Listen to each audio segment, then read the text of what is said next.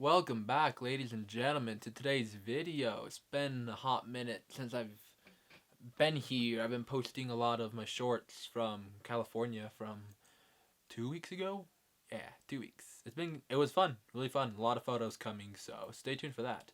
But today I want to jump on and talk to you guys about stuff and things that pro photographers do that you should be doing too.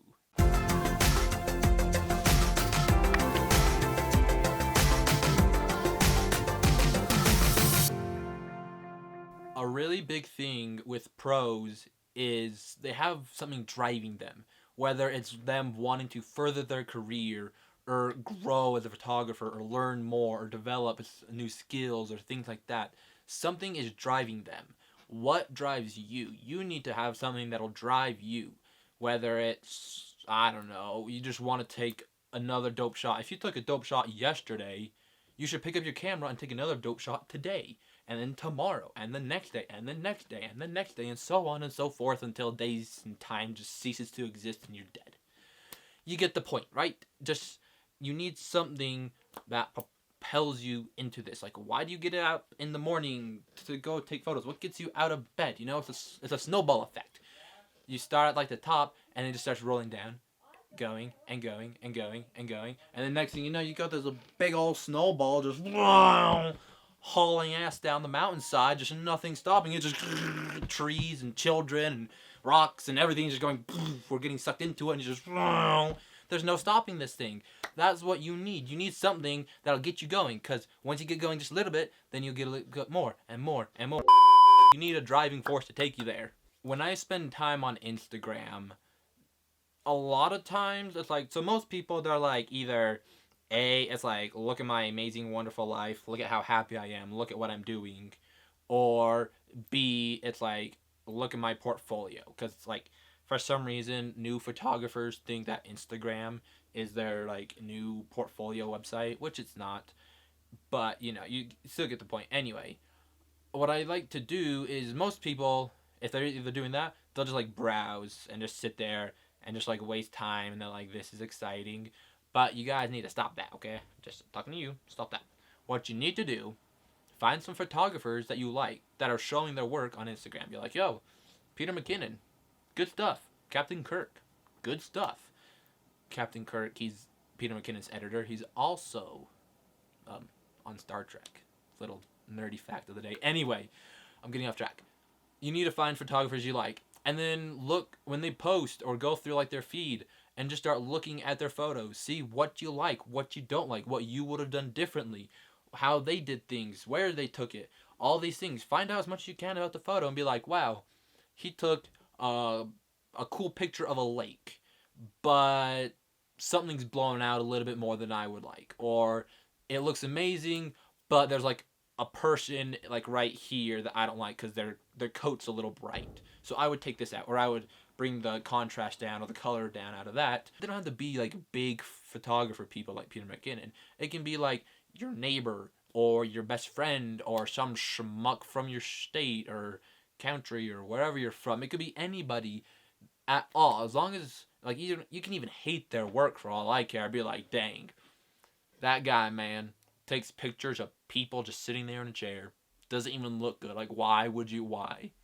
But some people like that, so try and see from a different perspective. Be like, yo, I normally don't like this, but some people do. This got like X amount of likes, so why would people like this? And then try and break it down. Because if you break it down, then you can see what they do and what works, and then you can take your own form of it. You can take your perspective from that and be like, okay, now tomorrow when I'm going to take my photos, I'm going to take it looking up or down or really close or really wide, and you'll start changing, and you'll find your, what's the right word I'm looking for, your flow, your photography style. You'll find that a lot easier from critiquing and figuring out what others do and what you like and all that stuff. A big thing is when you're doing photography on the professional level, you're constantly working with companies and brands and doing all sorts of shoots for them like all the time. So wouldn't you get burnt out? Wouldn't you get sick of it? Be like, dang, Wake up, set up the lights, take some pictures, send them the pictures, call it good, grab the next product, do it all over again. Wouldn't that get kind of a little boring, a little mundane? You're just like, it's just a system that's just going in circles, and you don't feel like you're getting anywhere. You're not developing your skill really. You just turn the lights on and start snapping. It's like, what do you do? Pro photographers, they what's the right word? They go out and they make time for themselves.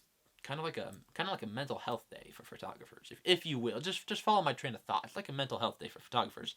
They go out and they're like, okay, I've got the day off. So what am I going to do? I'm going to take some photos of what I enjoy doing. I want to get creative. I want to take like dark, like Batman DC universe type vibe photography of this or this person or this place or something, and they'll just get creative and start thinking outside the box, and they just try and break out of this boring, well, it might not be boring, but like this routine of wake up, photography, go to bed. They're breaking out of that, and they're doing stuff that they enjoy, and it's separate from work. It's separate from everything that they do to make money and all this stuff. It's their little pride and joy that they're like, oh boy, I can't wait to go shoot this or that or whatever they're doing. It's a way for them to like reconnect and further develop their skills as a photographer. Because if you're not going forward, you're going backwards.